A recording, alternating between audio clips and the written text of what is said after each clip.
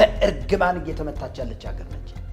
ለምን ካልከኝ በጣም የተወዘጋገበ አመለካከት ያላቸው ሶስት አይነት ሰዎች በቤተ ክርስቲያኒቱ ውስጥ አሉ። ከክርስቶስ በላይ የሚከበር የዘላለም ሕይወት ሰጪ፣ የዘላለም አዳኝ፣ የኃጢአት ስርየትን የሚሰጥ ኢየሱስ ክርስቶስ የራሱን ደም ይዞ በሰው ወዳልተሰራችው ድንኳን ገባ ነው። የጅብ ቆዳ እዚህ ላይ አስሮ የጅብ ምርኩዝ ይዞ የጅብ የሚያስበው ጦርነት ነው፣ የሚያስበው ጉስቁልና ነው። ምድሪቱ በዚህ ምክንያት ረፍታለች። እነዚህ ያሉባት ሀገር በጦርነት እየተዳከመች ነው። አንተን ገለን ሲኦል እንገባለን ሲሉ የነበሩ ድግምቱ በጅብ ቆዳ ነው።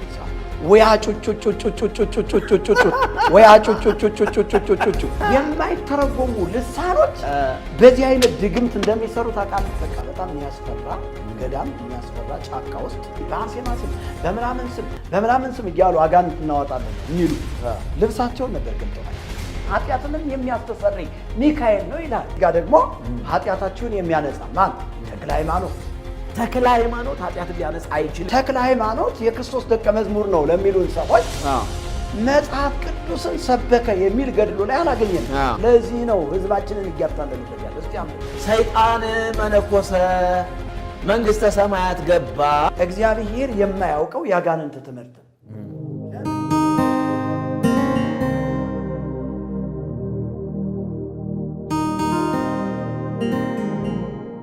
የተወደዳችሁ ተመልካቾችና አድማጮች በያላችሁበት የጌታ ሰላምና ጸጋ ይብዛላችሁ። ይህ በጽዮን ቲቪ ኢትዮጵያ እየተዘጋጀ የሚቀርብላችሁ የእውነት አምድ ፕሮግራማችን ነው።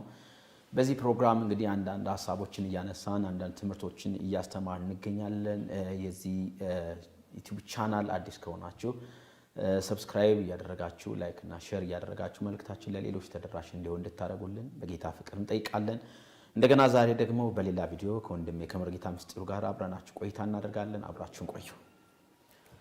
እንደምን አለ? ሰላም፣ እንዴት ነህ? እንግዲህ አለባበስ ቀየር እያደረክ ነው ሰሞኑን። በጣም ደስ ይላል።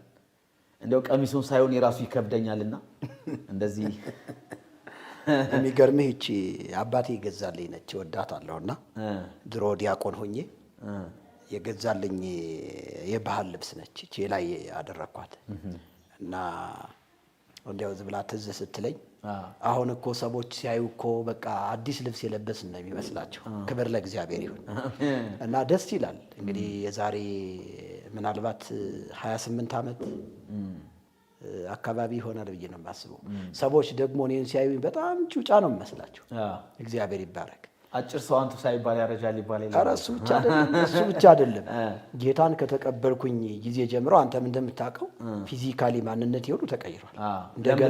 እንደገና የለመለምኩ ነው ሄድኩና እድሜንም እግዚአብሔር ብዙ ሰጥቶኛል። በጣም በብዙ ነገር ነው የተቀየርኩት። ጌታ ይመስገን።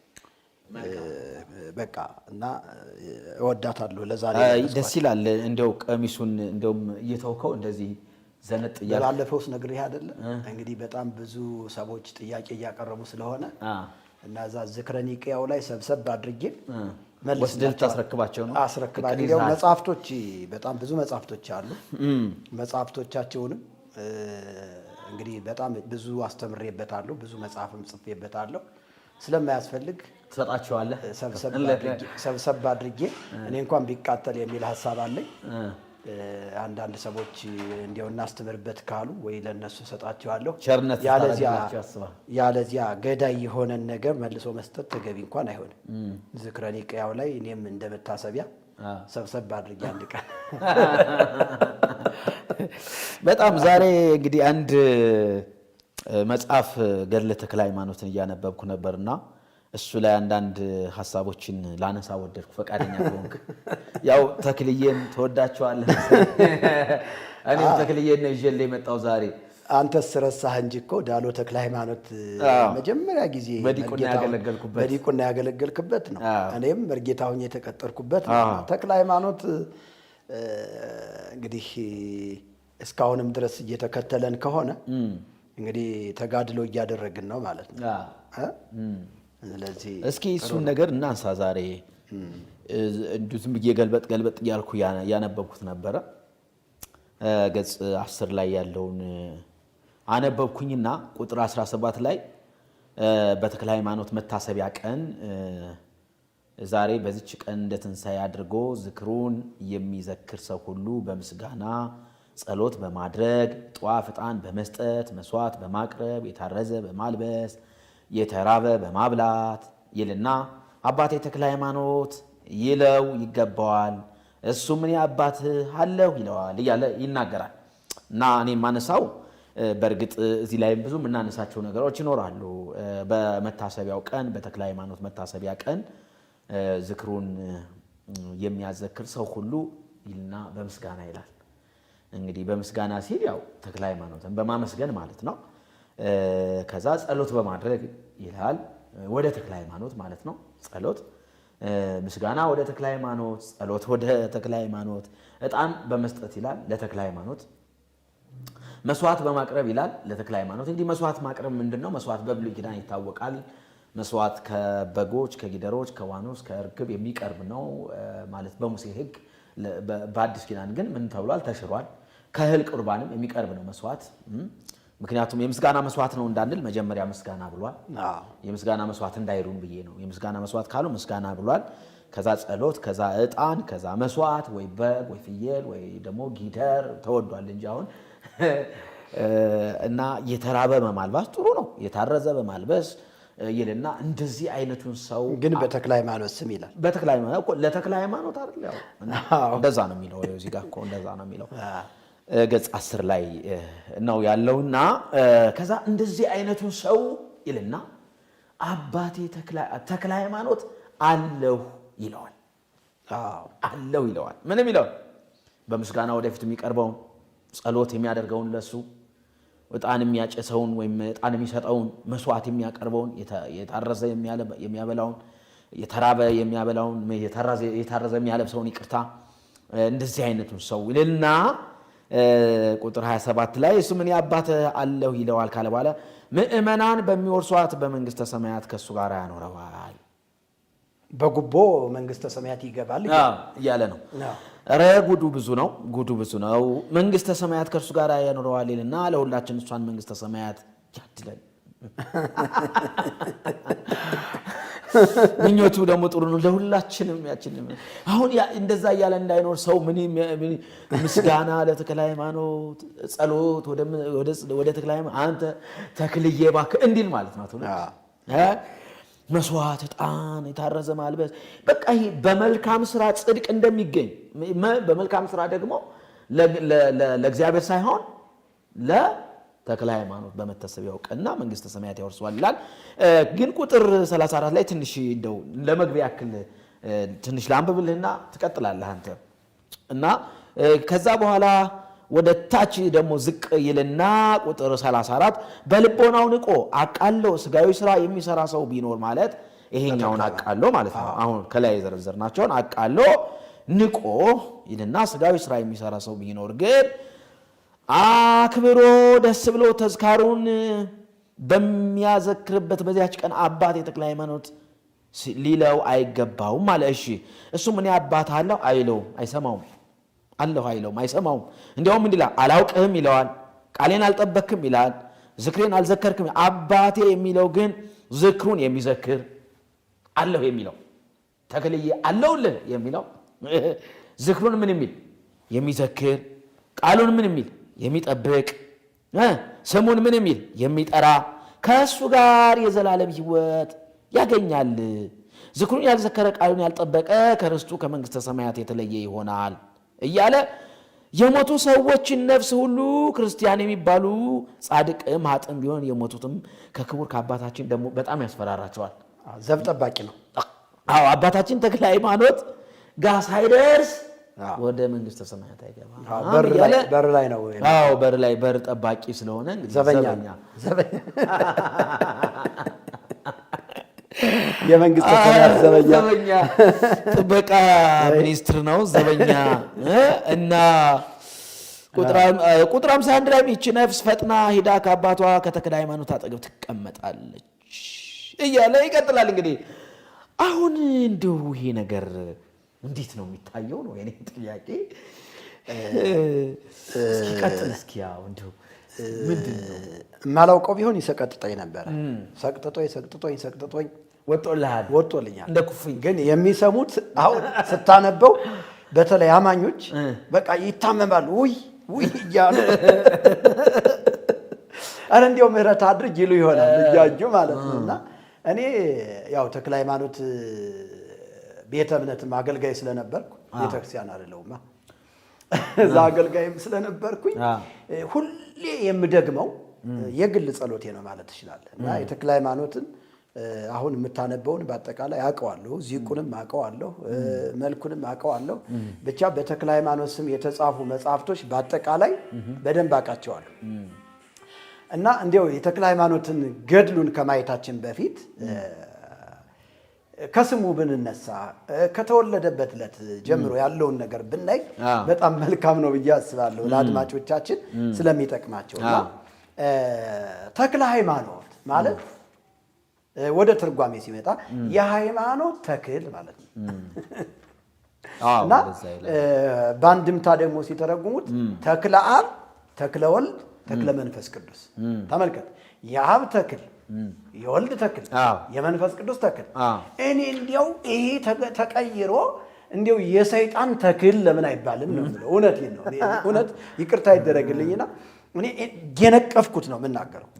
ምክንያቱም ሊነቀፍ የሚገባውን ካልነቀፍን፣ እንደ እግዚአብሔር ቃል ያልሆነውን ካልነቀፍን ምንንም ነገር መንቀፍ አይቻልም። በቃ እንዲህ አሁን ተክለ ሃይማኖት ቢኖር እኮ ንስሐ ግባ እንለው ነበር።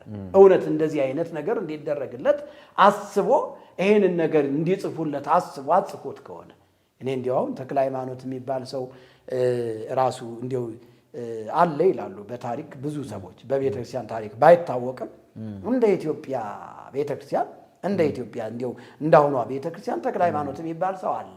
አንዳንድ ሊቃውንቶች ፖለቲከኛ ነበር፣ አንዳንድ ሊቃውንቶች ጠንቋይ ነበር፣ አንዳንድ ሊቃውንቶች ደግሞ ጻድቅ ነበር የሚል በጣም የተወዘጋገበ አመለካከት ያላቸው ሶስት አይነት ሰዎች በቤተክርስቲያኒቱ ውስጥ አሉ። ሶስት አይነት ሰዎች። በሸዋ አካባቢ ያሉ ሰዎች ተክለ ሃይማኖት አባታችን ነው፣ ጻድቅ ነው፣ 7 ባቄላ 7 ዓመት ሙሉ በልቶ በአንድ እግሩ ቆሞ የጸለየ መከራችን ሊያሳየን እኮ ነው እኛን ጨምረው። ስለዚህ በቃ ተክለ ሃይማኖት በጣም ከክርስቶስ በላይ የሚከበር የዘላለም ሕይወት ሰጪ፣ የዘላለም አዳኝ፣ የኃጢአት ስርየትን የሚሰጥ እንዲሁ በጣም ያልተባለ የለም ስለ ተክለ ሃይማኖት። ይሄ የሸዋዎች ሊቃውንት አመለካከት ነው። ወደዛ ወደ ሰሜን ደግሞ ወደ ትግራይ ይዘህ ወደ ኮምቦልቻ ይዘህ ወደ ላሊበላ አካባቢ ደግሞ ስትሄድ አይ ነው ትክክለኛው ታሪክ እኮ የተክለ ሃይማኖት የሸዋዎች የጻፉት ገድል አይደለም። ምንድን ነው ስንል ፖለቲከኛ ነው። የሸዋን መንግስት ለማቋቋም የተጋደለ እግሩን ያጣ በጥይት ተመቶ እግሩን ያጣ የጎጃም ፋኖች ናቸው በዛ በኩል መጥተው የመቱት የሚል ደግሞ ያስነብቧል። በብራና ተጽፎ ያስነብቧል ገድሉን። እውነቴን እኮ ነው። ስለዚህ ተክለ ሃይማኖት እንደዚህ አይነት ሰው ነው ይላል። አሁን ደግሞ ጎጃም ደግሞ ይሄ ቅባት የሚባል ደግሞ ሊቃውንት አለ። ይሄ ቅባት ተቀባት የሚሉ በነገራችን ላይ ኦርቶዶክስ ተዋህዶም ቅባትም አለ፣ ጸጋም አለ፣ ጸጋ አለ፣ ካራ አለ። ወደፊት እንመጣበታለን። እና የተለያዩ ደግሞ እኛንን ሊቆች የሚሉ ደግሞ አሉ። እነሱ ጎጃም አካባቢ ምስራቅ ጎጃም ደግሞ አይ ተክለ ሃይማኖት እኮ ወንበዴ ነው፣ ሽፍታ ነው። ልክ አሁን ይሄ እነንተና ብለን የምንጠራቸውን እንተውና ከመንግስት አፈንግጠው ራሳቸውን ችለው የሚዋጉ ሰዎች አሉና ልክ እንደነዛ አይነት ሰው አፈንግጦ ልክ ይሄ ምን ብዬ እንደምገልጠው ባላቅም አድማጭ ተመልካቾቻችን ይገባቸዋልና እንደዚህ አይነት ሰው ነው ይላሉ። ዝም ብሎ ከመንግስት አፈንግጦ ለመንግስት አልገዛም ብሎ ብቻ እንትኑን ይሄ መሳሪያ ለዛ ነው አንድ ሰው በቆሎ ሲሰርቅ ነው በምዝግዝግ እግሩን የቆረጡት ያለኝ አንድ ጎጃም በጎጃም እንደዛ ነው የታመነው። በጎጃም ሊቃውንቶች ዘንዳ ተክለ ሃይማኖት የሚታመነው በጣም ስር የሰደደ ታሪክም የጻፉለት ሰዎች እንደሚነግሩን ተክለ ሃይማኖት ሽፍታ፣ ወንበዴ፣ ለመንግስት የማይታዘዝ በራሱ መንገድ እየዘረፈ እየቀማ የዛን ሰዓት ባንክ የለም እንጂ ባንክም ቢሆን ይዘርፍ ነበር እንዳሁኑ ቢሆን። ግን የዛን ሰዓት እንግዲህ የሚገኘው ሀብታም ሰው ከሆነ በቆሎ ነው፣ ገብስ እሸት ነው፣ ሌሎች ወዘተርፈ ናቸው። ማር ነው። ዝም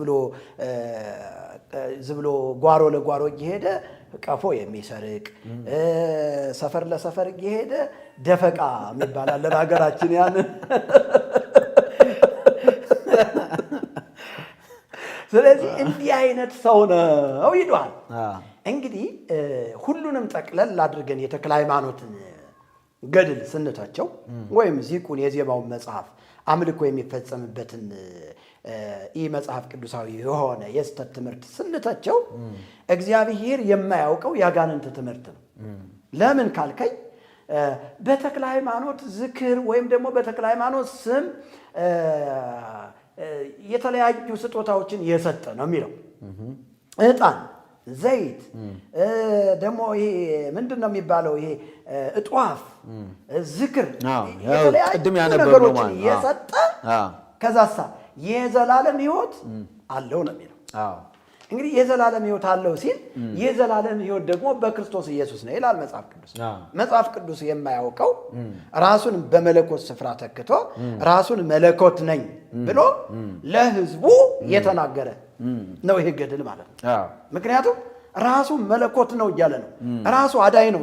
ምክንያቱም የማዳን ስራ የእግዚአብሔር ስለሆነ የማዳን ጉዳይ የዘላለም ሕይወት ጉዳይ የክርስቶስ ነው እንጂ የተክለ ሃይማኖት አይደለም። ስለዚህ ገድሉ ደግሞ እየነገረን ያለ የተክለ ሃይማኖት ነው እያለን ነው። ሌላው ከትውልዱ ከልደቱ ጊዜ ጀምሮ ሸዋዎች የፈለሰፉትን ፍልስፍና በዚቅ በመጽሐፈ ዚቅ ታኅሳስ ተክለ ሃይማኖት ዜማ የምናዜምበት ጸናጽል መቋሚያ ወረብ የምናቀርብበት የዜማ መጽሐፍ እንደዚህ ይላል። በእንተ ልደቱ ለተክለ ሃይማኖት አድባር ኮኑ ህብስተ ሕይወት ወዕፀ ወገዳምኒ ፈረዩ አስካለ በረከት ማይ ባህርኒ ኮነ ታሊበ ወመዓረ እግዚኦ። ዚቁ ላይ ነው እንደዛ ነው። በጣም የሚገርምህ ነገር ይሄ ወደ ትርጓሜ ሲመጣ ተክለ ሃይማኖት በተወለደ ዕለት ተራራዎች ሁሉ የሕይወት እንጀራ ሆኑ ይላል። ጠቅላላ ጎጃም፣ ጎንደር ምናምን እዚህ ኢትዮጵያ ውስጥ ያሉ ተራራዎች በአጠቃላይ የሕይወት እንጀራ ሆኑ። ወዕፀ ወገዳምኒ ፈረዩ አስካለ በረከት። የሚገርም ነው። የበረሃ አበቦች እጽዋቶች በአጠቃላይ ይላል እነዚህ ወዕፀ ወገዳምኒ ፈረዩ አስካለ በረከት ትልቅ የሆነ የበረከትን ፍሬ አፈሩ ይላል። የበረከትን ፍሬ አፈሩ። ማይ ባህርኒ ኮነ ታሊበ ወመዓረ ውሃዎች ውቅያኖሶች በአጠቃላይ ወተትና ማር ሆኑ ይላል። እንግዲህ የተወለደ ቀን ውሃዎች እና አባይ እንግዲህ አባይን የሚያክል ውሃ ይሄ ውቅያኖስ የሚባለው ይሄ በሐዋሳ ያለው እንትን ሐይቅ እዚህ ደግሞ ዝዋይ በዚህ ጎጃም ያለው ደግሞ ጣና እነዚህ በአጠቃላይ ምን ሆኑ ይላል። ማርና ወተት ሆኑ ይላል። እንግዲህ ማር ወተት ምናምን እንደፈለገ ነው። በቃ በዛን ቀን በገፍ ተጠጣ በላይ አንድ ሰውዬ ሲነግረኝ በዛን ሰዓት በጣም ብዙ አህዮች ነበሩት አለኝ። ይሄን ዝም ብሎ በማድጋ እየቀዳ በጣም ብዙ ተክለ ሃይማኖት የተወለደ ዕለት በጣም ብዙ አከማችቶ ነበርና ብሎኝ የሆነ ገዳም ላይ ተክለ ሃይማኖት የተወለዱለት እኮ የተቀዳ ወተትና ማር አለ አለኝ። ይሄት ስለው እንደዚህ አይነት ምን የሚባል ገዳም አለ መሰለህ? እዛ ተክለ ሃይማኖት ገዳም አለ። ቀን ጨለማ የሚባል ገዳም አለ። ቀን ጨለማ? አዎ፣ አታውቀውም? ቀን ጨለማ የሚባል ከኛ ከተወለድንበት ሀገር ወደ ላይ የህይወት እንጀራ እየተባለ እሱ ገዳም ምንድነው? ጨለማ ቀን ጨለማ ነው የሚባል። ለምን ነው ቀን ጨለማ የሚባለው? ውድማ ነው። በጣም የሚያስፈራ ገዳም፣ የሚያስፈራ ጫካ ውስጥ ግን በጣም ይሄ ዋሻ ውስጥ ጠበል ፈለቀ ተብሎ እዛ የተክለ ሃይማኖት ነው ተብሎ ሰዎች በመጫኛ ታስረው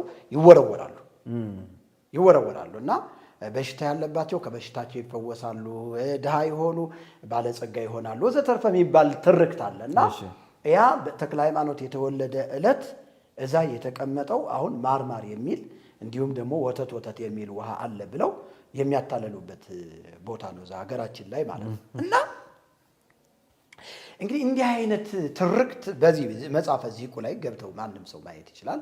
በእርግጥ በግዕዝ ነው የተጻፈ። ግዕዙን እየተረጎምን ታኅሳስ ተክለ ሃይማኖት ላይ የሚዜማውን ዜማ ነው እየተናገርኩ ያለሁት። እና የተወለደ ዕለት ጀምሮ የኢትዮጵያ ተራሮች የሕይወት እንጀራ ሆኑ፣ እጽዋቶች በአጠቃላይ የበረከት ፍሬን አፈሩ፣ ውቅያኖሶች ውሃዎች በአጠቃላይ ማርና ወተት ሆኑ። በዚህም ምክንያት ተደስተው ወጸለሉ ላይ ለተክለ ሃይማኖት ወበየገብሩ በዓለ። እንዲያው በአጠቃላይ መላእክቶች መጥተው በተክለ ሃይማኖት ላይ ክንፋቸውን ዘረጉ፣ በዓልንም አደረጉ ይላል። ስለዚህ ይሄ ምንድን ነው?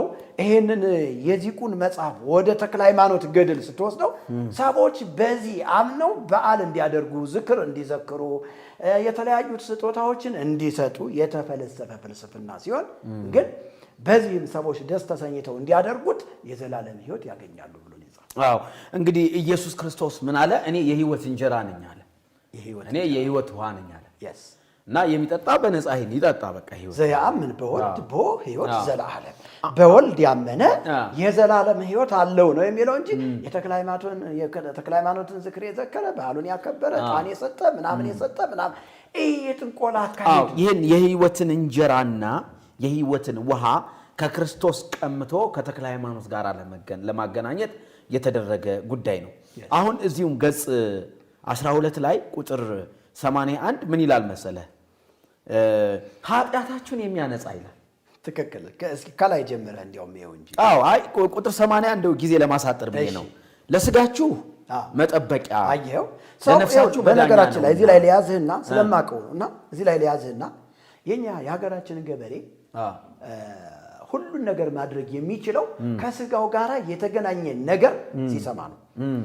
አሁን እዚህ ጋር በስጋህም በነፍስህም እኩል የሆነ በረከትን ታገኛለህ ሲባል ነው ሰው የሚያደርገው። ለኩሉ ዘስጋ ወለኩላ ዘነፍስ፣ ለኩሉ ዘስጋ ወለኩላ ሳየው አይደለም። ይቺ የተለመደች ነች። አሁን የሀገሬ ገበሬ በስጋህም በነፍስህም በቃ ምናምን ሲባል ደስተኛ ሆኖ ያለውን ነገር ያደርጋል። ቀፎውንም ሽጦ ምናምን በሬውንም ሽጦ ይሰጣል። ለዚህ ነው ህዝባችንን እያታለሉበት ያለው። እስቲ አንብበው።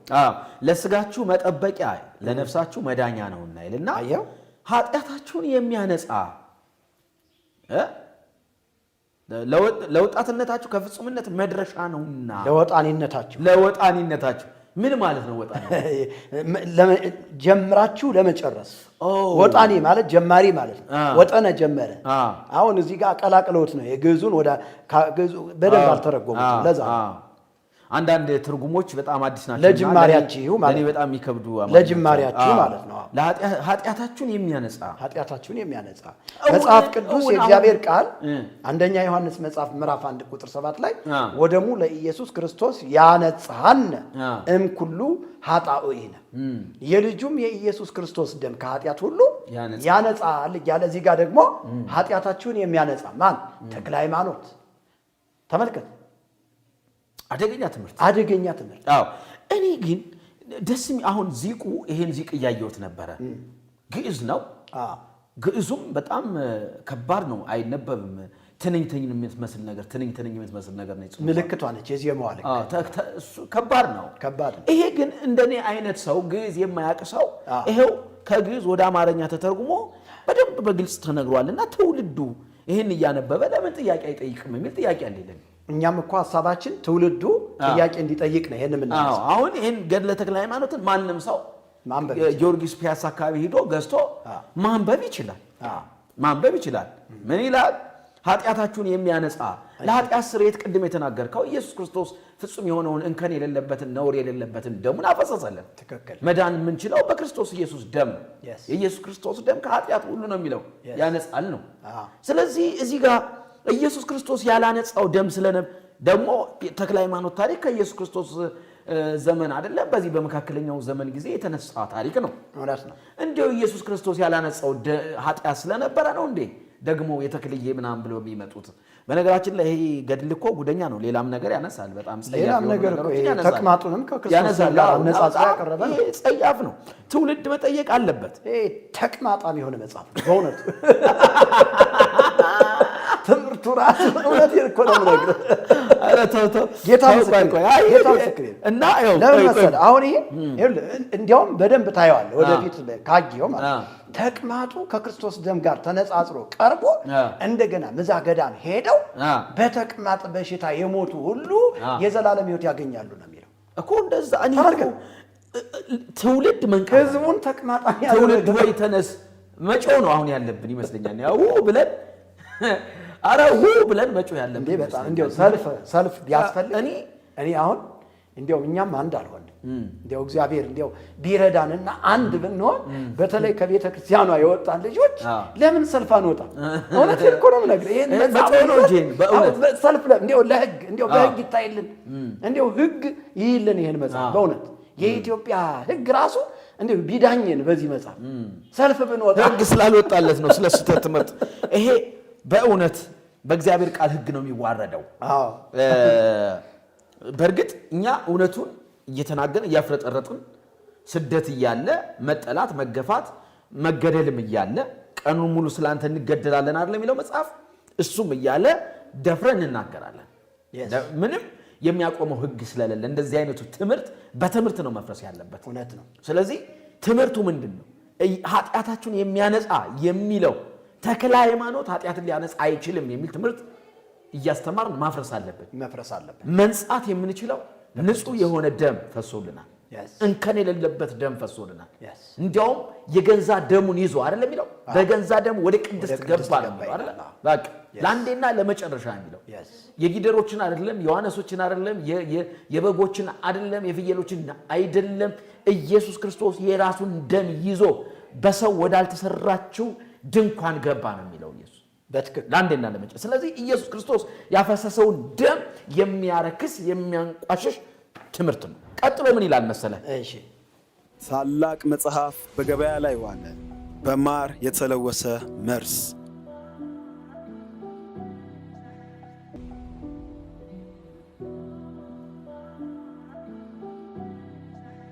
በ280 ገጽና በ12 ምዕራፎች ተከሽኖ የቀረበ ድንቅ መጽሐፍ በመርጌታ ሚስጥሩ መዝገቡ የተጻፈው በማር የተለወሰ መርዝ የሚል ርዕስ የተሰጠው ይህ መጽሐፍ የመናፍስቱን አሰራርና ወደ ጽድቅ መንገድ እንዴት መሄድ እንዳለብን ጥረት ተባለና በግሩም ቋንቋ የሚነግረንን ይሄንን መጽሐፍ በእጅ ማስገባት አንድም ለእውቀት አንድም ለመዳን ዋና ቁልፍ ስለሆነ እንዳያመልጦ። በማር የተለወሰ መርዝ ሁሉም ሰው ሊያነበው የሚገባ ድንቅ መጽሐፍ በገበያ ላይ ዋለ። ዝም ያለፋ አለፋ አድርጌ ላንብብ። አንተ ሁሉን እንዳነበው ትፈልጋለህ? ጊዜ የለም። እስቲ ዝም ብለህ አንብበው እሱንና ቁጥር 91 ይህ አስተማሪያችን ነው ይላል። ይህ አስተማሪያችን ምንድን ነው? መድኃኒታችን ነው ይላል። አየው አሁን አስተማሪያችን ሲል ወንጌል አላስተማረም። እውነተኛው አስተማሪ መንፈስ ቅዱስ እኮ ነው። ወደ እውነት ሁሉ የሚመራን እውነቱን የሚያስተምረን መንፈስ ቅዱስ ነው። እርሱ የእውነት መንፈስ በመጣ ጊዜ አይደለም የሚለው ወደ እውነት ሁሉ ይመራቸዋል አይደለ? መሪያችን አስተማሪያችን እሱ ነው። ይህ አስተማሪያችን ቀድም እኮ መግቢያው ላይ ስታነሳ የጎጃሙ የሚለው አለ፣ የሸዋው የሚለው አለ፣ ወደ ላሊበላ አካባቢ ያለው የሚለው አለ። እርስ በርሳቸው እንኳን አልተስማሙበትም። አንዱ ፖለቲከኛ ነው ይላል፣ አንዱ ሽፍታ ነው ይለዋል፣ አንዱ ደግሞ ምናምን ነው ይለዋል፣ ጻድቅ ነው ይለዋል። በቃ እርስ በርሳቸው ሲነቋቆሩ ባለፈው በነገራችን ላይ አንተ ላይ ሲዘምቱ የነበሩ ሸዋዎች ናቸው። በጣም ጎጃሞች ምንም አላሉም። እንደውም የዛኔ ነው አንዱ ቅድም ያልኩን ያለኝ አረ ተክለ ሃይማኖት እኮ ቦቀሎ ሲሰርቅ ነው እግሩን ያለኝ ያኔ ነውና ደውሎና ይሄ ምን ችግር አለው በምስክስክ ነው አለ። ራሱን እንኳን ያላዳሉ እርስ በርሳቸው እንኳን የማይስማሙበት ጉዳይ ነው። በእርግጥ እንዴት ይስማሙበታል? እውነት መሰረት ስለሌለው ውሸት ስለሆነ ውሸት ሁልጊዜም እንዲና እንዲ ሲዋል አንዱ እንዲ ሲለው አንዱ እንዲ እውነት ሁልጊዜም የእግዚአብሔር ቃል ብቻ ነውና ይህ አስተማሪያችን ነው። ይህ መድኃኒታችን ነው። ይህ አለኝታችን ነው። ይህ ነፃ አድራጊያችን ነው። ይህ የመንግስተ ሰማያት ፈለማችን ነው። በታረዝን ጊዜ ልብሳችን፣ በተራብን ጊዜ እውነተኛ ምግባችን፣ በተጠማን ጊዜ የህይወት መጠጣችን፣ በደከምን ጊዜ ምርኩዛችን እያለ በእውነት በደከምን ጊዜ ምርኩዛችን ከዚህ ዓለም ባህር ማዕበል መርከብ ሰውነታችንን በረዴቱ እየቀዘፈ የሚያሻግረን። እሺ እኒህ የአጋንንት ጸቦች ናቸውና እርኩሳን ረቂቃን የሚሆኑ አጋንንት ናቸው። ከሰማይ በታች ዓለም ጽልመትን የሚገዙ በድንቁርና በሚሰራ በኃጢአት ጥፋት ነፋስ መርከብ ሰውነታችንን የሚያውኩ ይህን አውቆ ሐዋርያው ጳውሎስ እንዲህ ያለ ብሎ ደግሞ እውነት ለማስመሰል ከኤፌሶን ምዕራፍ 6 ቁጥር 12 ላይ ያለውን ምን ይላል? ሰልፋችሁ መጋደላችሁ ከስጋና ከደም ጋር አይደለምና የሚለውን ሪፈር ያደርጋል። ምንም ወደ ኤፌሶን አይገናኝም እና ራሱን በመለኮት ስፍራ ተክቶ ራሱን አምላክ ነኝ ከኃጢአት አነጻለሁ እያለ ራሱን የመንግስተ ሰማያት ፈለም ነኝ መግቢያ በር ነኝ እያለ ራሱን አዳኝ ነኝ እያለ እንደገና ደግሞ መጽሐፍ ቅዱስ እዚህ ጋር መጥቀሱ ከምን ጋር ሊያገናኘው አስብ? እንትና ትውልዱን እውነት እንዲመስል ሽንገላ ነው፣ የሚሸነግልበት መንገድ ነው። ስለዚህ መድኃኒታችን ኢየሱስ ክርስቶስ ነው። አሜን። ተክለ ሃይማኖት አለ በምንም አይነት እንዴ ገብርኤል ነው አይደል? መልአኩ ነው አይደል? ዛሬ በዳዊት ከተማ ሉቃስ ወንጌል ምዕራፍ 2 ዛሬ በዳዊት ከተማ መድኃኒት ክርስቶስ ጌታ የሆነ ተወልዶላችኋል። መድኃኒት ኢየሱስ ክርስቶስ ነው መድኃኒታችን። እንዲያው የዓለም ሁሉ መድኃኒት የሆነ ኢየሱስ ክርስቶስ ነው። ዮሐንስም እኮ የዓለሙን ሁሉ ኃጢአት የሚያስወግድ ነው ያለው። የዓለምን ሁሉ የሚያስወግድ የዓለምን ሁሉ ኃጢአት የሚያስወግድ የእግዚአብሔር በግ መድኃኒት ነው። መድኃኒት በሌላ በማንም ሁልጊዜ መናገር ያለብን ወንጌል ስለሆነ ነው። ይሄ ወንጌል ነው። ወንጌል ደግሞ ስለ ልጁ ስለ ክርስቶስ አዳኝነት ነው። መዳን በሌላ በየቪዲዮው የምናነሳው ጥቅስ ነው። በነገራችን ላይ ግባችን ይህንን ትምህርት ማንቋሸሽ፣ ማዋረድ፣ ማጋለጥ ብቻ ሳይሆን ኢየሱስ ክርስቶስን መስበክ ስለሆነ ነው። የዓለምን ሁሉ ኃጢአት የሚያስወግድ እግዚአብሔር በግ ኢየሱስ። መዳን በሌላ በማንም የለም። እንድንበት ዘንድ ከሰማይ በታች የተሰጠን ሌላ የለም። ስለዚህ መድኃኒታችን፣ አስተማሪያችን፣ መምህርና ጌታ የተባለው ኢየሱስ ነው። ትክክል። መንፈስ ቅዱስ ነው። ነፃ አድራጊያችን። በነፃነት ልንኖር ክርስቶስ ነፃነት አወጣን። ገላትያ ምዕራፍ 5 ቁጥር 1 አይደለም የሚለው? ስለዚህ ነፃ የሚያደርገን መንግስተ ሰማያት ፈለማችን ማለት ምን ማለት ነው? ፈለም መግቢያ በር። ኢየሱስ ምን አለ በዮሐንስ ወንጌል 14:6? እኔ እውነት መንገድ ሕይወትም ነኝ፣ ከኔ በቀር ወደ አብ የሚመጣ የለም። ይሄ ዝክንትል የሆነ መጽሐፍ በሩ አንድ ነው። ተጨማሪ ሐሳብ ካለ አንሳና ደግሞ ሌላ በጣም የገረመኝን 51 ምዕራፍ ላይ ደግሞ እንድናነሳ ፈልጋለሁኝ። እዚህ ላይ የምጨምረው ነገር ካለ ጨምርና ወደ ምዕራፍ 50 እስኪነክ ትንሽ ደግሞ እዛ የገረመኝን ነገር አነሳለሁኝ። ከዚህ ከመድኃኒት ነው፣ የኃጢአት ስርየት ነው፣ አስተማሪ ነው ከሚለው ሐሳብ ጋር ተጨማሪ ሐሳብ ምንድነው? ይሄ በጣም የሚገርም አይደለም? አድማጭ ተመልካቾቻችን እንዲረዱን የምንፈልገው እኛ በእግዚአብሔር ቃል እውነት ላይ የተነሱ የተዋሹ ውሸቶች እንዳይቀጥሉ ወንጌልን ተግተን መስበክ፣ የኢየሱስ ክርስቶስን ሞትና ትንሣኤ መናገር አለብን ብዬ አጽንኦት መስጠት እፈልጋለሁ። ከዚህ ውጭ ግን ተክለ ሃይማኖት ብቻ አይደለም እኮ አዳኝ የተባለው። ተክለ ሃይማኖት ብቻ አይደለም እኮ የሕይወት መጠጥ ነው፣ የሕይወት ምግብ ነው የተባለው። ተክለ ሃይማኖት ብቻ አይደለም የዘላለም ሕይወት ያስገኛል የሚባለው። ማርያምም በዛ ቤተክርስቲያን የዘላለም አዳኝ ነች። ገብርኤልም በቃ እንደ ቅመምና እንደ ጨው ማትገባበት ነገር የለም። ገብርኤልም እንደዚያው ነው። ሚካኤልም እንደዚያው ነው። አርሴማም እንደዚያው ነች። ሌሎች በአጠቃላይ ቅዱሳን ተብለው የተቀመጡ ከዘላለም ድነት ጋር የተያያዘ ትምህርት አላቸው። ኃጢአትን ሁሉ ይቅር የሚል ኃጢአትን የሚያነጻ ክርስቶስ ሆኖ እያለ ግን ሚካኤልም እኮ ኃጢአትን ይቅር የሚልና የሚያስተሰርይ የሚያነጻ ሰፋክነ ፊከ ለረድኤትነ ናኀቤነ ሚካኤል ተብሏል እኮ እንዴ! ጸሎትንና ልመናን ሁሉ ሰምቶ ይቅር የሚል ሚካኤል ነው ይላል መጽሐፈ ዚቁ የዳር ሚካኤል ብናነብ። ጸሎትን ሁሉ ሰምቶ ይቅር የሚል ኃጢአትንም የሚያስተሰርይ ሚካኤል ነው ይላል። አሁንም ደግሞ እዛ ጸሎታችን ሰምቶናል ኃጢአታችንም ይቅር ብሎናል ብለን የሚካኤል ዕለት ዘምረን ሰግደን ተሻሽተን ምን ብለን አልበቃም ብሎ ደግሞ በ25 መርቆሬዎስ ጋር እንሄዳለን። እገኒ ለስምከ ወይሴብህ ባይልከ ስማ ጸሎተ ኩሉ ዘሥጋ ዘመጽሐቤከ ወደ አንተ የመጣውን የሥጋ ለባሽን ጸሎት ሁሉ የምትሰማ ተብሎ ደግሞ ለመርቆሬዎስ ይዘመርለታል። ይሄ አልበቃም። ወደ ማርያም ሄድን። አሁንም ደግሞ ወደ ማርያም ደግሞ ስንሄድ ደግሞ ማርያም የኃጢአትን ስርየት ለማሰጠት ደሟን አፈሰሰች እንላለን። ስለ ብዙ ሰዎች የኃጢአት ይቅርታ ነው ደሟ የፈሰሰ ብለን ደግሞ ለእሷ እንዘምርላታለን። የማርያምን ስም የሚጠራ ሁሉ ይድናል፣ የዘላለም ሕይወት ያገኛል። አሁን ደግሞ ይሄ አልበቃም። የማርያምም አልበቃም። ሄድን ደግሞ ሌላ ቦታ ደግሞ ወደ አርሴማ ሄድን፣ ወደ ክርስቶስ ሰምራ ሄድን። እነዚህም አልበቁንም። 9,099 የሚያህሉ ቅዱሳን አባቶቻችን እነዚህ ያሉባት ሀገር በጦርነት እየተዳከመች ነው። ይሄ ሁሉ ጸሎትን የሚሰማ ያለ ጸሎተኞች እነዚህ 88,000 ትውልድ ይምራሉ የተባሉ 10,000 ለምሳሌ ይሄ 10,000 ነው የሚለው ጊዮርጊስ 10,000 ነው የሚለው ይሄ 10,000 ነው የሚለው 12,000 ያኛው 88,000 ዮሐንስ ጋር ስትሄድ ደግሞ 55,000 ላሊበላ ግን ስትሄድ 88,000 ይማራል የተባለ ይሄን ያህል ኪዳን የተሰጣት ሀገር ኢትዮጵያ የተባለች ሀገር ግን በእርግማን እየተመታች ያለች ሀገር ነች። ለምን ካልከኝ ወንጌል ስላልተሰበከባት በጦርነት እየተጎሳቆለች ነው ያለች። የጅብ ቆዳ እዚህ ላይ አስሮ የጅብ ምርኩዝ ይዞ የጅብ የግራ እግሩን እንትን ብሎ አነግቶ ወገቡ ላይ የሚያስበው ጦርነት ነው፣ የሚያስበው ጉስቁልና ነው። ምድሪቱ በዚህ ምክንያት ረፍት አጣለች፣ ተርባለች።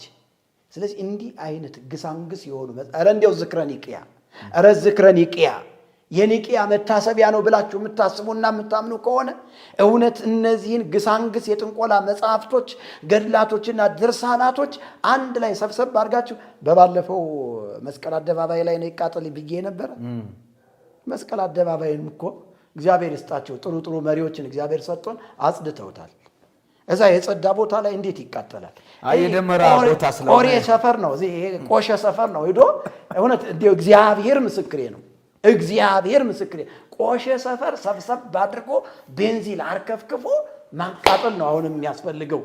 እኔ ይሄ ጥያቄ እስከሚመለስ ታስቀስፈንተው እኔ ራሱ ቀሳፊ መላኩኝበት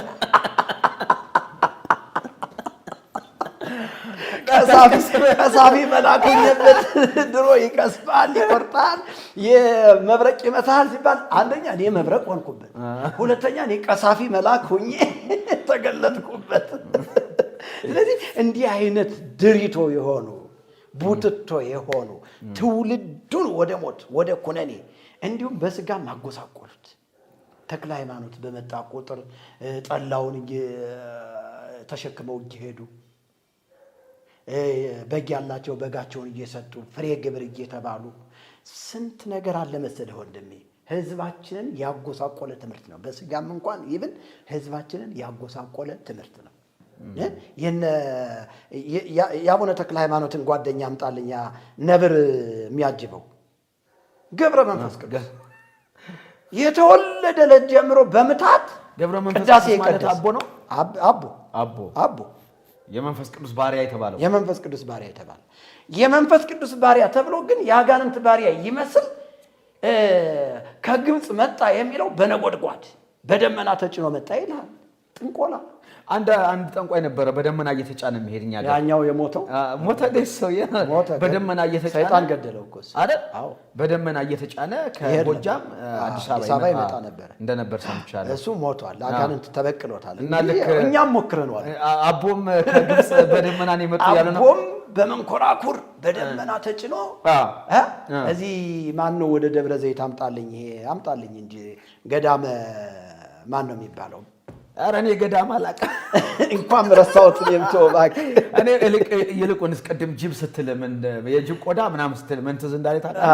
እኛ ጋር አንዴ ጅብ ሞተ እና ጅብ ሞተና ሰው ተጣላበት በጅቡ እና በቃ በአንድ ጊዜ አንዱ ግራ እግሩን፣ አንዱ ቀኝ እግሩን፣ አንዱ እንትኑን፣ አንዱ ቆዳውን ምናምን በቃ የቅንድቡ ምናምን አድርጎ አስታውሳለሁ። ከዛ በኋላ ጧሰው ምን ደረሰ? እኔ ግራ እግሩ ደርሶኛል። ምን ደረሰ? እኔ ቀኙን አገኝቼዋለሁ። እኔ ቅንድሙን አገኝቼዋለሁ። ቆዳውን ረክሳሊ ለነ እያለ ፋዘር እንዲህ ሙቶች ናቸው። አደራህን እንዳለ ጨርሰው ወስደውት አይደል? የሞቱ እና እንዲያውም መርጌታው ነው በብዛት የወሰደው። መርጌታው ለሰላቢ ፍቱን ነው ይላል። ለምጥ ለያዛት ሴት ፍቱን እኮ ነው ቆዳው ምናምን ይላል። ጥይት የማያስመታ ይላልና እንዴው ለምን አናየው? ለምን አስታወስከኝ? ቆየኝ እንጂ የልጅነት ያስታወስከኝ። የሚገርምህ ነገር እዚህ ጋር ይሄ ድርሳነ ሰለሞን የሚባለው መጽሐፍ ለምን አናየው? ከዚህ ጋር አያይዘን እንየው ካልክ ስላነሳው በጣም የሚገርመው ነገር ምን ይላል መሰለህ? በስመ አብ ወወልድ ወመንፈስ ቅዱስ አሐዱ አምላክ ጸሎት በእንተ መፍትሔ ሥራዬ ወሀብት ስራዬ ለእመደገምክሙ ኩልክሙ እመሂ ቀሲስ ወዲያቆን ቄስም ቢሆን ዲያቆንም ቢሆን ሁላችሁ የምትደግሙት ወእመሂ ቆሞስ ወጳጳስ ጳጳስም ይሁን ወይም ቆሞስ እመሂ ተባይት ወአንስት ሴትም ይሁን ወንድ ይሄንን ድግምት የሚደግም መነኮስ ወመነኮሳያት ወንድ መነኩሴ ወይም ሴት መነኩሲት እመሂ ስራዬ ጋላ ወሻንቅላ ስራዬ ፍፍጌ ወፈላሻ ስራዬ አገው ወበለው ስራዬ ቱርክ ወአፍርንጅ ስራዬ ጋፋት ወቃማንት ስራዬ ካያላ ወእስላም ስራዬ መሳፍንት ወመካመንት ስራዬ ሀገር ወከተማ ስራዬ ቤተሰብ ወጎረቤት ስራዬ መሪ ወመሪያት ስራዬ አልጉም ወጎደሌ ፍታይ ስራዬ አልጉም ወቁላም የሚባል እንግዲህ እኛ እናቃቸው እነዚህ የእንተና የቁላም ሀገር የእንተና የህዝብ ስም ነው። እንግዲህ እነሱ የሰየሙት የእስላም የእንትን የጋላ የሻንቅላ የምናምን የሚባሉ የነዚህ ስራዬ ሁሉ ይሻራል ይላል ጸሎቱ ሲጸልይ። ከዛሳ ከተሻረ በኋላ እንደገና ስሙን አስገባ ይላል።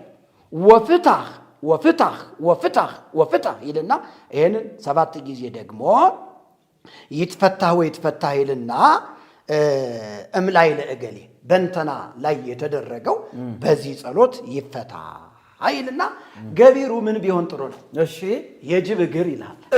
ለዚህ ነው እግሩን ሲቀራመቱት የነበር እነዛ ሰዎች የጅብ ግራ እግሩን ይላል የተመታ ይሁን።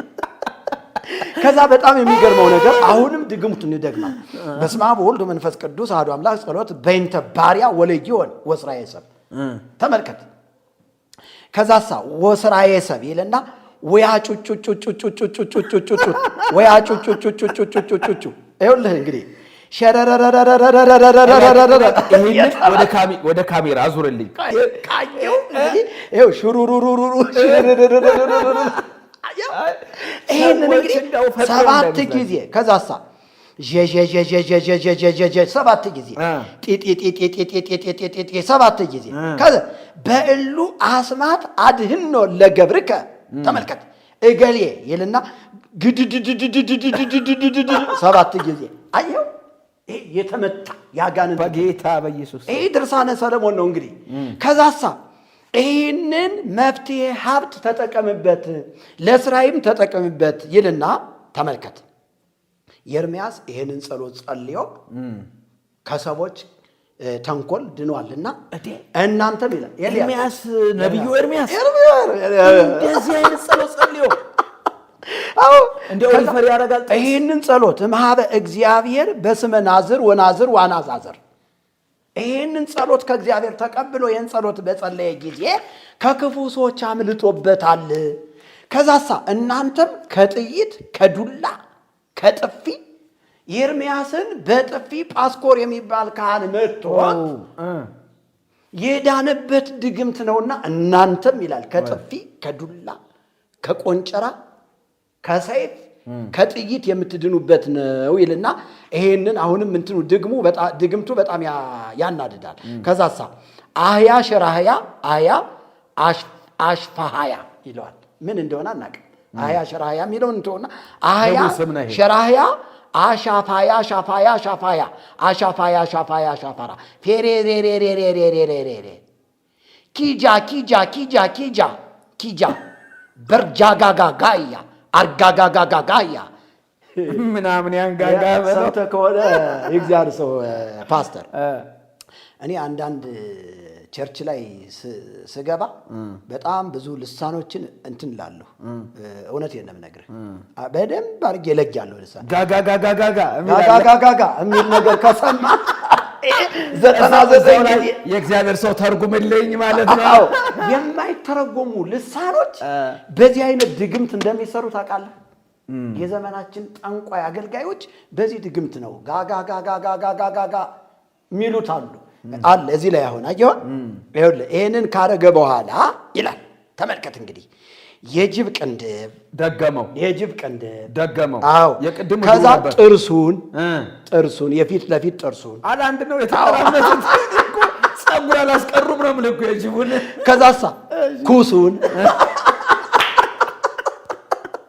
የጅብ ኩስ እንዲህ አይነት አጋንንታዊ ትምህርት ነው ያለ ተመልከት ከዛሳ ለሙግት ይላል ደግሞ ለሙግት ሰው ከሰው ተጣልቶ ምላሱ የጅብ ምላስ ሰፍተህ ያዝ ይላል ፍርድ ቤት ሴት ያገሬ ሰው የጅብ ምላስ ተመልካቾቻችን እንዲያው የጅብ ምላስ ሰፍታችሁ መብረቅ ነው ይመታችሁ እግዚአብሔር ነው ይመታችሁ ጌታ ምስክር የተመታ ይሁን ምላሱን ይዘህ ፍርድ ቤት ቅረብ ይላል ተመልከት የጅቡን ምላስ አው ያለበት ከዛ ክታቡ ሲከተብ ጠልሰማለ ኦኬ አው እዚህ ጋር አየው ይሄንን ጠልሰም አብረህ ትጽፍና ከክታቡ ጋር ታነግተዋለህ ካህን መነኩሴ ቆሞስ ጳጳስ አቃቢ ሙሴ ብሎ ነው የጀመረው አው እነሱን አሁን ገልበህ ቀሚሳቸውን ብታይ ሲጀመር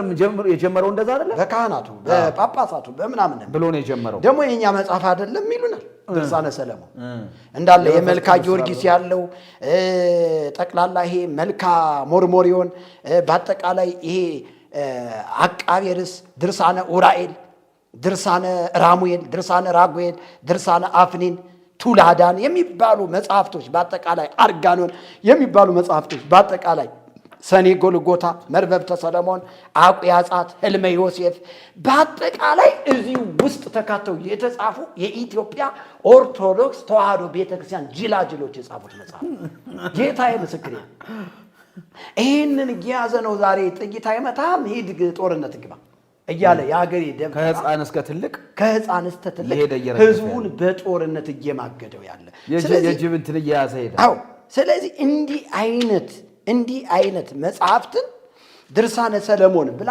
ሰለሞን ራሱ በዚህ ድርሳን ነው አጋንንትን ይገዛ የነበር ትለናለች ሰለሞን ራሱ በዚህ የጥንቆላ ሐሳብ ተስማምቶ እንደኖረ ንጉሱ ሰለሞን በዚህ የጥንቆላ ሐሳብ ተስማምቶ እንደኖረ ከዛሳ ይሄ በዚህ አይነት መልኩ ጠልሰሙ እየተጠለሰመ የሀገሬ ገበሬ አነግቶት ምን ያለው አሁን እዚህ ውስጥ ምንም አታውቀው አይታወቅም አዎ የተንሻፈፈ የተጣመመ ጥርስ የሚመስል ዘንዶ የሚመስል እንትን ወፍ የሚመስል ምናምን የሚመስል ይልና ከዛ ገቢሩ ሹመት ለማግኘት ባለስልጣን ለመሆን እንትን ለመሆን ምናምን ለመሆን ይልና ገቢሩን እዚህ ላይ ያስቀምጠዋል ማለት ነው ምንድነው የሚለው ገቢሩ ይሄንን ድግምቱን ደግመህ ከጨረስክ በኋላ ይላል ይዘገንናል ጉጉት የምትባል አሞራለች እሷም መብላት ነው ይላል መረቋንም መጠጣት ነው ይላል እቺ ጉጉት በነገራችን ላይ እቺ ጉጉት የምትባለው አሞራ ሰው የምትመስል እሷ ይኸውልህ ለሀብት ትበላለች ለትምህርት ለውቀት ተብላ ትበላለች ከዛ በኋላ በቃ ይሄ ሰውዬ በቃ ኃይለኛ ወደ ተለያዩ አራዊቶች የመቀየር ሁሉ እንትን አንዳንድ ሰዎች ወደ ጅብ ተቀየሩ ሲባል እንሰማለን እውነት እኮ ነው አይደል አዎ ልምምዱ እስከዛ ድረስ ነው የሚያደርሰው አሁን መጽሐፍ ቅዱስ ጳውሎስ ሲነግረን እኔ ክርስቶስን እንደምመስል እናንተ ምንም ምሳሌ ይሄ ማለት እኮ ልምምዳችን ወይም ደግሞ መንፈሳዊ ነገራችን እያደገ ሲሄድ ይሄ የመለወጥ ብቃት መንፈሳዊ ብቃት እንደወረሰንን የተቆጣጠረን ነገር ነው ምን መስለው ስለዚህ እነሱም በመንፈሳዊው ዓለም ውስጥ በእንደዚህ አይነት አጋንንታዊ አሰራር እየተለማመዱ ከድግምቱ ጋር በጣም እየተወራረሱ ሲሄዱ አጋንንቱን መስለው የመገለጥ ወይም ደግሞ ያንን የሚጠሩትን ነገር መምሰል እንደሚችሉ ነው የሚነግረን ከዛ በኋላ በሰባቱ ቀለማት ወይም በወርቅ ቀለም ጽፈህ ከተቀጽላዎች ጋራ ይሄንን በንቅሳት መልኩ ብታደርግ ይላል እንዳይታይ። አሁን ዘመናዊ እየዘመነ እየመጣ ነው። ጥንቆላ እየዘመነ ሲመጣ በውስጥ በማይታይ ብልት ውስጥ ወይም በዚህ ውስጥ ወይም በዚህ ውስጥ ወይም በጀርባ በኩል ይነቀሳል። ችግሩ ምንድነው? የጅቡን ምላስ እንዴት ይነቀሰዋል ነው ችግሩ። የጅቡን እግር እንዴት ይነቀሰዋል ነው እንጂ ይሄኛው አሁን ይነቀሰዋል። ለምሳሌ በጅብ ቆዳ የሚጻፋል ቀለሙ። ይሄ በድግምቱ በጅብ ቆዳ ነው የሚጻፈው።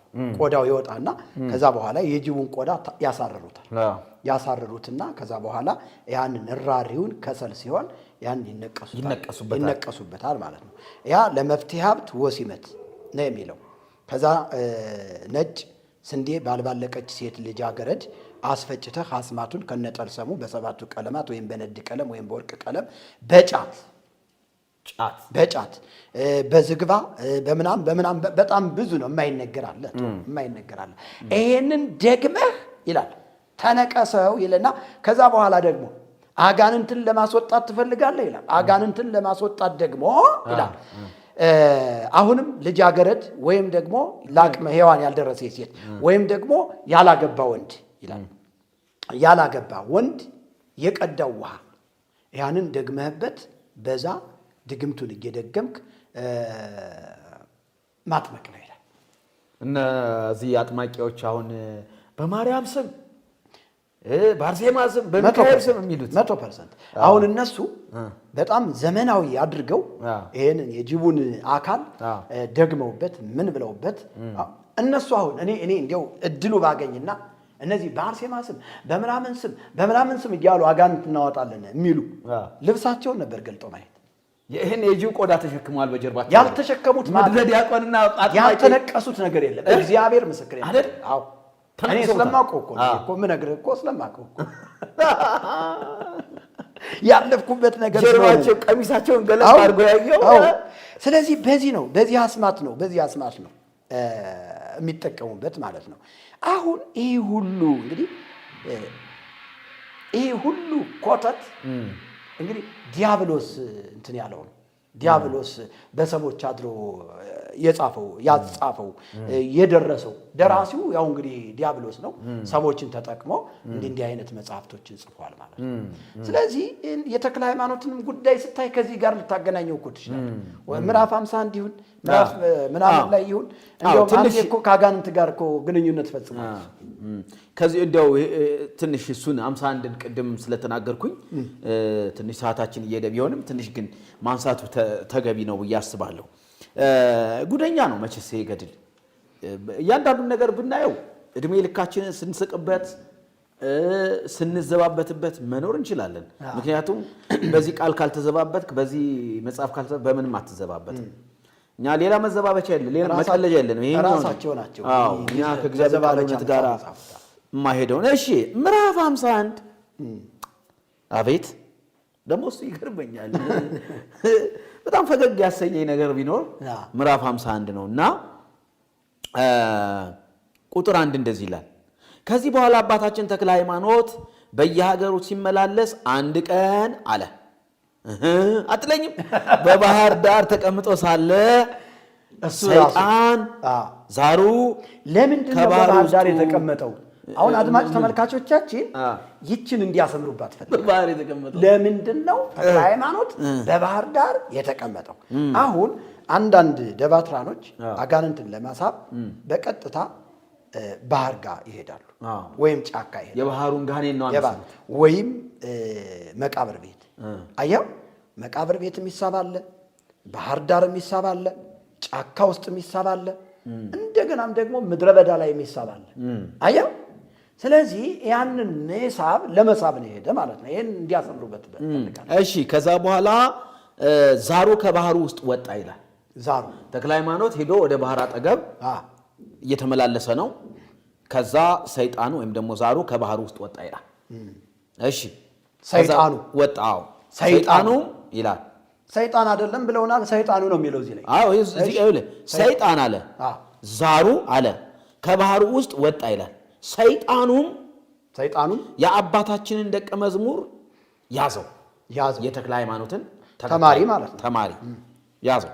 አንተ ርኩስ መንፈስ ከልጄ ውጣ እያለ በመስቀል ምልክት እኔ እኮ የሚገርመኝ አጋንንቶች ይወጡ የነበር በማን ስም ነው? በክርስቶስ። አጋንንትን በምን አሁን ታወጣላችሁ? ተክለ ሃይማኖት አገልጋይ እንዳልሆነ እዚህ ጋር ውድቅ ማድረግ እንችላለን። አጋንንቶችን በስሜ የክርስቶስ ደቀ መዝሙር አይደለም። ተክለ ሃይማኖት የክርስቶስ ደቀ መዝሙር ቢሆን በመስቀል በኢየሱስ ስም ነው ማለት ያለበት እንጂ መሽለጥ አድርጎ እንደ ሽጉጥ ያንን እንጨት መስቀል ማውጣት የለበትም ነበር። አልተጻፈም። ደቀ መዛሙርትም በስሜ አጋንንቱን ታወጣላችሁ ነው የተባለው። ከዛም በስሙ ነው በክርስቶስ ኢየሱስ ስም እያለ ጳውሎስ በሐዋርያት ሥራ እነ ጴጥሮስ በኢየሱስ ስም እያለ ሐዋርያት ሥራ ምዕራፍ 16 ላይ ያቺ ሟርተኛ ሴት መጣች። ሐዋርያት ሥራ ስታነብ መንፈሱን ገሰጸው በጌታ በኢየሱስ ስም ልቀቃውና ውጣ ነው። አሁን ተክለ ሃይማኖት ጻድቅ ነው ለሚሉን ሰዎች፣ ተክለ ሃይማኖት የክርስቶስ ደቀ መዝሙር ነው ለሚሉን ሰዎች መጽሐፍ ቅዱስን ሰበከ የሚል ገድሉ ላይ አላገኘንም። በኢየሱስ ስም አጋንንትን አወጣ የሚል አላገኘንም። መስቀሉን መዘዝ አድርጎ ባህር ዳር ሄዶ እንደዚህ ብሎ የሚል ነው የሚለው። ስለዚህ እንዴት አድርገን ነው ተክለ ሃይማኖትን ጻድቅ ነው ብለን ልንጠራው የምንችለው? አንችልም። ምክንያቱም ሐዋርያት የኢየሱስ ተከታዮች በስሙ አጋንንትን ያወጡ ነበር እንጂ በመስቀል አንድ ስፍራ እንኳን እንደው ኢየሱስን ሰበከ የሚል አግኝታን እስካሁን? ኧረ የለም፣ በፍጹም እኔ አላየሁም። አንድ ስፍራ እንኳን ኢየሱስን ሰበከ አላየሁም። እኔ እዚህ ገድል ላይ አላየሁም። ምናልባት ያሳዩን ካለ እሺ። ከዛ በኋላ ይቀጥላል። አንዱ ትልቁ ስህተት ሰይጣኑን ከልጄ ውጣ ብሎ ምንድነው ያወጣው ይላል? መስቀል ነው ያወጣው ይላል። ይሄ በጣም ትልቅ ስህተት ነው። በመስቀል አጋንንት ይወጣል የሚለውን ትምህርት ለማስተማር ተፈልጎ ነው። አጋንንት እሱን ትምህርት በሰው አይምሮ ለመክተት ፈልጎ ነው። ከዛ ቁጥር 2 ላይ ቀጥልና በመስቀል ምልክት በላዩ አማተበ ነው የሚለው። አማተበ መስቀሉ እንዲህ አድርጎ እሺ አለ ነው የሚለው። ከዛስ ሰይጣኑም ዛሩም ይላል ደቀ መዝሙርን ትቶ ፈጥኖ ሸሸ፣ ሊያመልጥም ወደደ። አካላዊ ሆኖ ነው እንግዲህ ይሄን ሰዎች በደንብ እንዲያውቁት እያደረግን መሄዳለን። ሊያመልጥም ወደደ። የያዘው ሰይጣን አካላዊ መሆኑ በደንብ ነው በግልጽ የሚያወራው። ክቡር አባታችን አማተበበት። አሁንም አማተበበት በጌታ በኢየሱስ ስም አላለው። አማተበበት በመስቀል አማተበበትና ይልና ወደ ባህሩ ሊገባ ባይቻለው በጥልቁ ባህር ወደብ ቆመ። ክቡር አባታችንም ሄዶ በእጁ ያዘው። ለቀም ያዘው፣ አማተበበት። ሰይጣኑ ሊሄድ ወደ ውሃው ሊገባ ገረመኝ። ተክለ ሃይማኖት ይዛን ሰዓት እግሩ አልተቆረጠም ይሆን? ገና ይሆናል። ገና ሳይቆረጥ ነው ማለት ነው እንጂ እግሩ ቢቆረጥ እየተንጨዋለለ ወይ ለነገሩ ክንፍ አለው አይደል? እየበረረ ረስቼው ነው።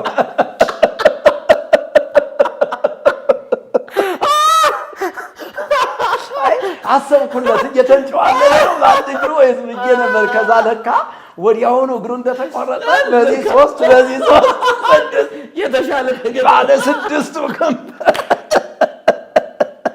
እባክህ አንብብበት።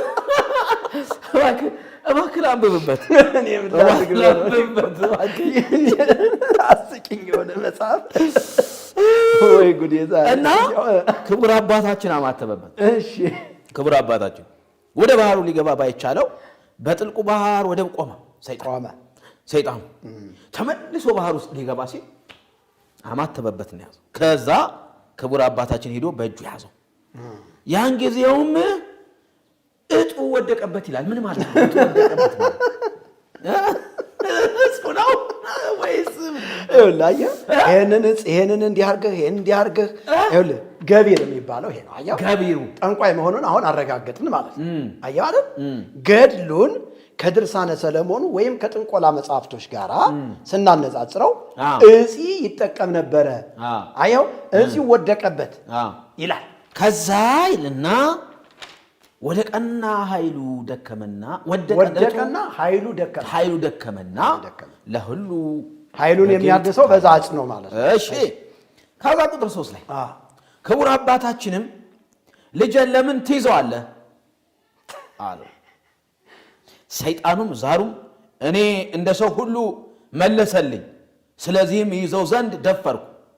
ክቡር አባታችንም ስምህ ማን ነው? ባህረ አለቅም ባህሩን እኮ አለቅም ነው ይዟለው ሲቀደም በጌታ በኢየሱስ ባህሩን የያዘ መንፈስ አትለው እንዴ እንዲያው አሁን ባህር አለቅም ብሎ መጻፍ በራሱ ካንድ ቤተ የህፃን ልጅ ይመስላል ግዕዙን ራሱ አጣመውታል አይባልም ባህር አለቅም ተመልከት አይባልም እኮ ከዛ ባህር አለቅም ነው አለው ክቡር አባታችንም እንግዲህ ከኔ ጋር ትሄዳለህን ወይስ ከኔ ጋር ወደ ማደሪያ ትመለሳለህ ምርጫ ያማረጠው ነው አጋንንትንማ በጌታ በኢየሱስም ልቀቅና ውጣ ሰይጣን ከእግዚአብሔር መንግስት ጋር ከክርስቶስ ጋር ከእግዚአብሔር ነገር ምን አገናኘው ነገሩ ክርስቶስ ሰምራ ጣና ሐይቅ ላይ ልታስታርቅ ሞክራ ነበር ርዕስ እንዳለቀሽ ልታስታርቃቸው ፈልጋ እንደው እባክህ ታረቅልኝ ሰይጣንን ፈልጋ ነበር ማንኛውም ቆይሽ እኛ ነገር ትተን እንዳንመለስ ከዛ አባታችን ክቡር አባታችን ምን አሉት ይሄን ሰይጣን እና ከኔ ጋር ትሄዳለህ ወይስ ወደ ማደሪያ ትመለሳለህ አለው ቁጥር 4 ላይ ሄድና ከእንግዲህ ወዲህ ወደ ማደሪያዬ ለመመለስ አይቻለኝም በማማተብ ስልጣኔ ሽረኸዋልና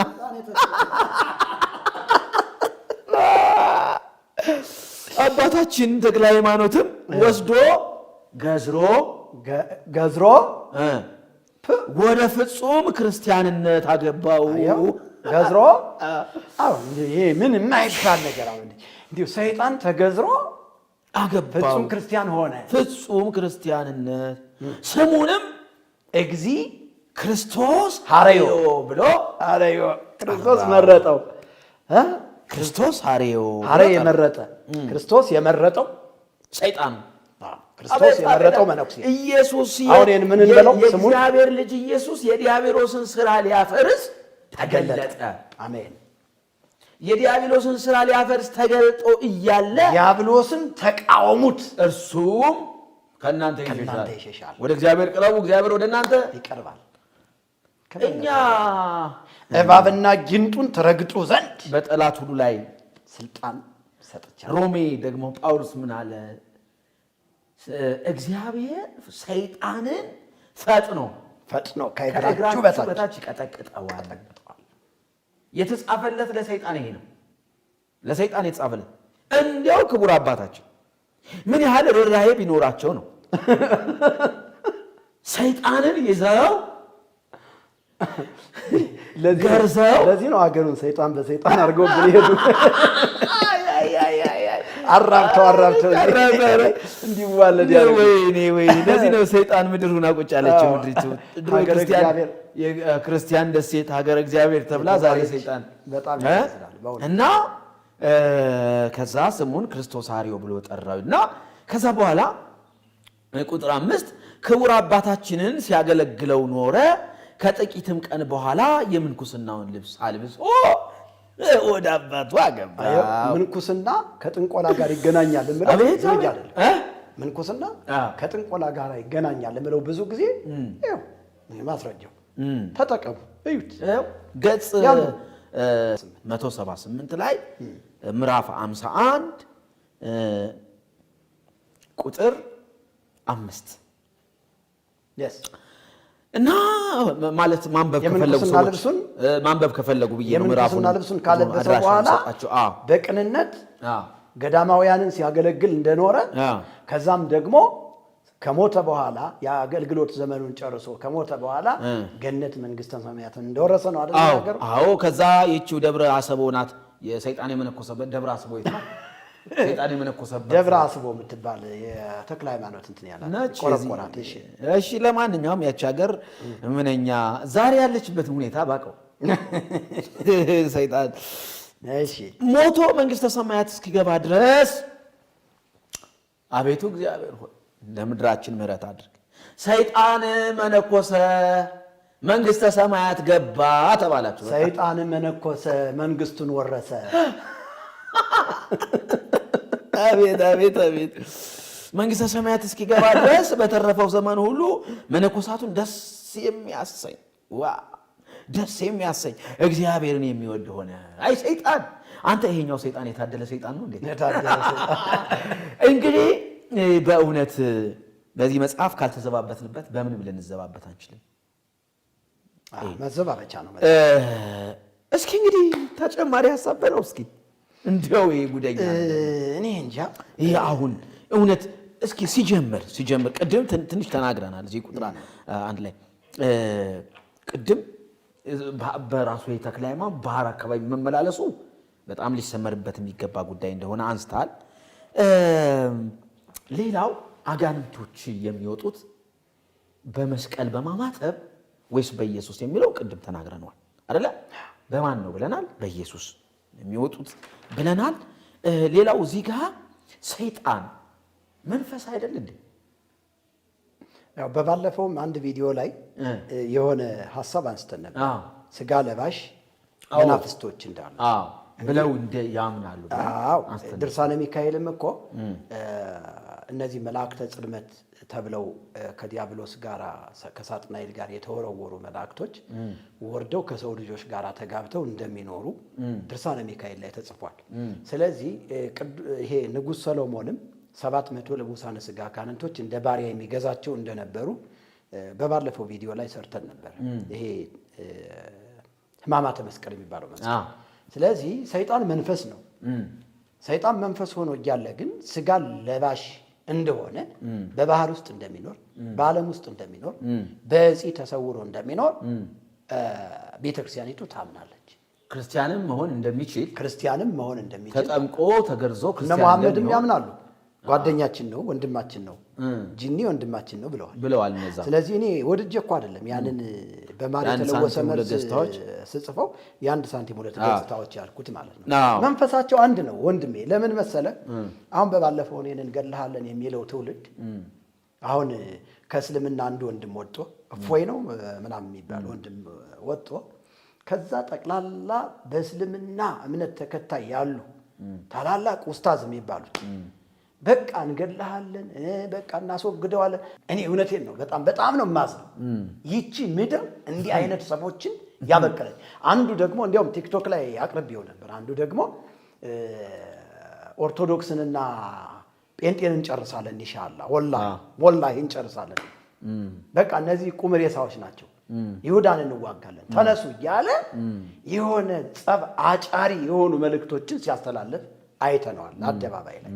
ነገር ግን እኔ ምን ለማለት ፈልጌ መሰለ፣ እዛ ጋር እነሱን ገላለን ብለው ሲነሱ እነዚህኞች ደግሞ የሱ ሃይማኖት ተከታይ ስለሆነላቸው እሱን ከነካችሁ እኛ ደግሞ እንነሳለን ብለው ኃይላቸውን አሳዩ። እና እነሱ ጻድቅ ናቸው ወይ እነሱ ትክክለኛ እምነት ነው ወይ ያላቸው ብለህ ደግሞ ስትተቻቸው ደግሞ እኔን እንገላሃለን ሲሉኝ ነበር። እናርዳሃለን፣ ደምህን እንጠጣዋለን፣ አንተን ገለን ሲኦል እንገባለን ሲሉ የነበሩ ሰዎች ናቸው። ስለዚህ ክርስቶስ የሌለው ሁሉ በሞት ውስጥ ነው፣ በኩነኔ ውስጥ ነው፣ በፍርድ ውስጥ ነው፣ በጨለማ ውስጥ ነው ያለው። መጽሐፍ ቅዱስ የእግዚአብሔር ቃል ሲናገር ወንድሙን የሚጠላ ነፍሰ ገዳይ ነው ይላል። አይደለም መግደል፣ ወንድምህን ከጠላህ አንተ ነፍሰ ገዳይ ነህ እያለ ነው መጽሐፍ ቅዱስ። በዚህ በምሳሌ 12 ቁጥር 10 ላይ ገብተህ ስታነብ ጻድቅ ሰው ለእንስሳው ነፍስ ይራራል፣ የኃጥአን ምሕረት ግን ጨካኝ ነው። ከእንደዚህ የሁለቱ የእምነት ተከታዮች አስተማሪዎች ያየ ነው ገዳይነትን ነው፣ አክራሪነትን ነው፣ ጥላቻን ነው ያየ ነው። ስለዚህ እኔ በዚህ አጋጣሚ እኔ እፎይ የሚባል ወንድም ከእስራት ወጥቶ ወደ እስራት ነው የገባው። መጀመሪያም እስራት ውስጥ ነበር ያለው፣ ከእስራት ወጥቶ ወደ ዋናው እስራት ነው የገባው። ስለዚህ መፈታት የሚፈልግ ከሆነ ወንድማችን እፎይ ወደ ጌታ እንዲመጣ ጋብዘዋለሁ።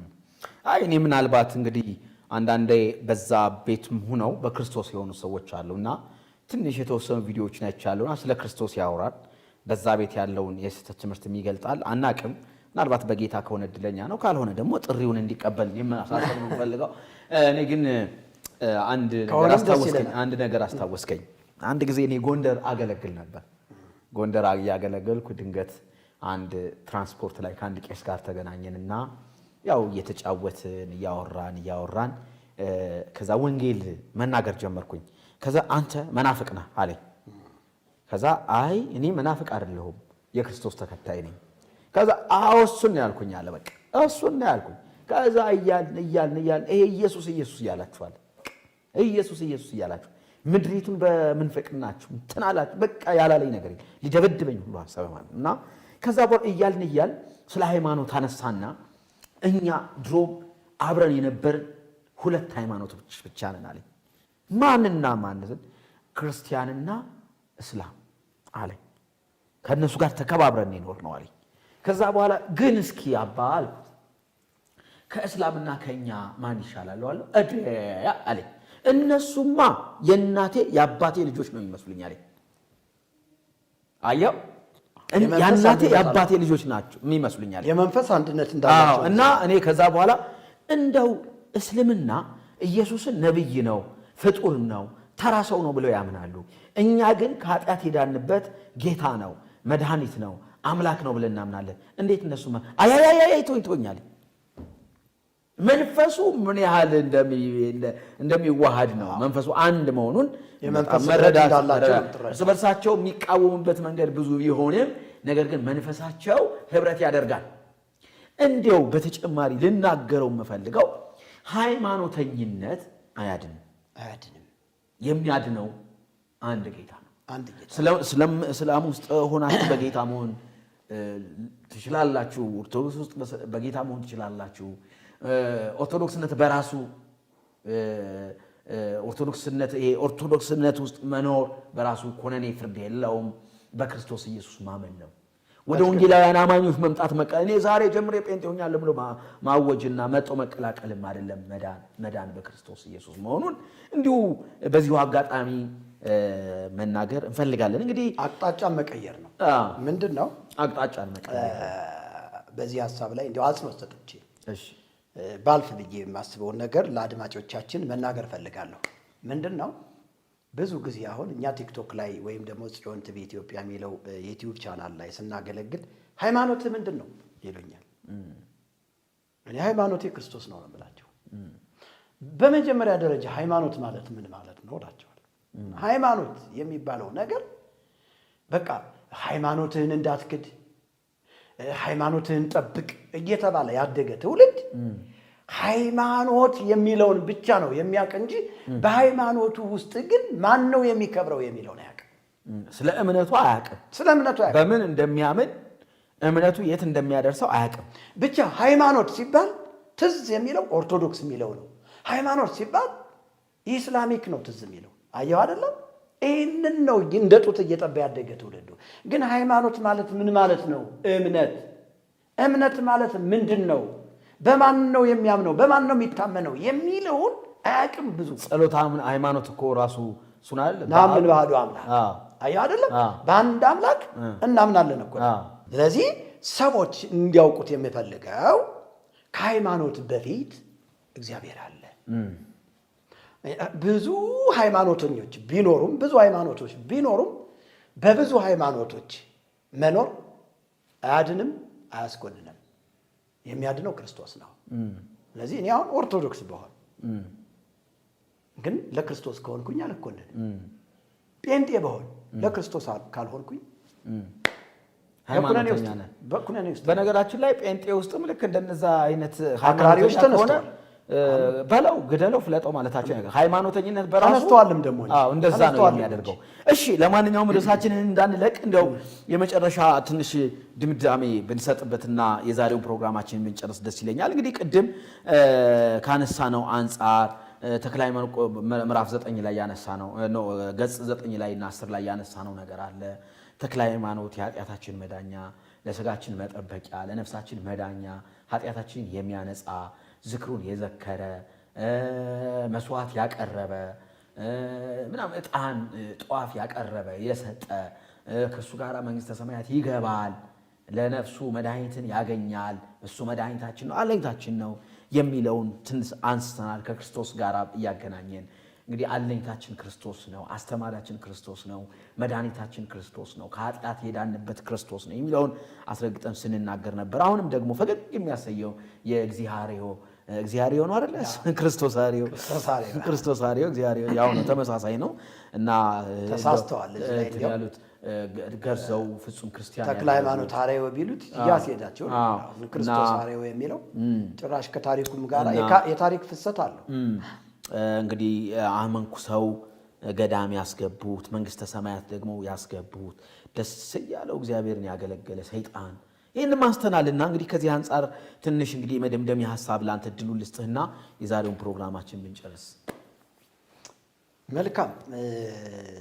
እንግዲህ አድማጭ ተመልካቾቻችን በዚህ የገድለ ተክለ ሃይማኖት እና የዚቅ መጽሐፍ አንስተን ስተቱን በእግዚአብሔር ቃል እውነት እየመዘንን የተነጋገርንበት ፕሮግራማችንና መልእክታችን እናንተ ጋር ከደረሰ ይሄንን ፕሮግራም ለብዙ ሰዎች ተደራሽ እንድታደርጉ በጌታ ፍቅር እየጠየቅኳችሁ እንግዲህ ጥያቄ ለሚጠይቋችሁ ሰዎች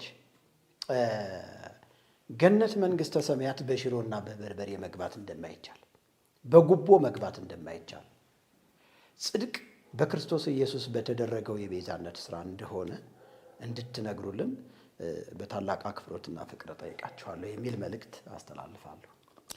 መልካም እንግዲህ እንደዚህ ያልን ፕሮግራማችንን ወደ ድምዳሜ እናመጣለን። እግዚአብሔር ይባርክህ።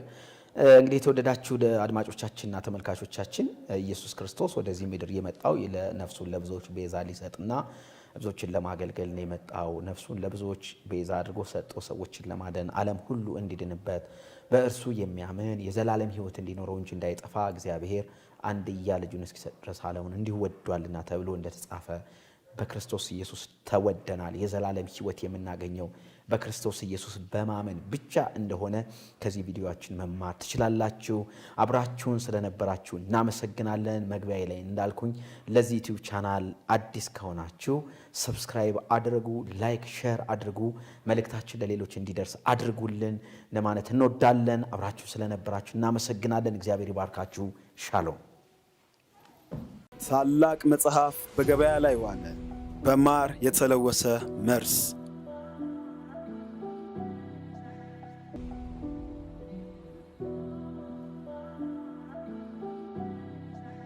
በ280 ገጽና በ12 ምዕራፎች ተከሽኖ የቀረበ ድንቅ መጽሐፍ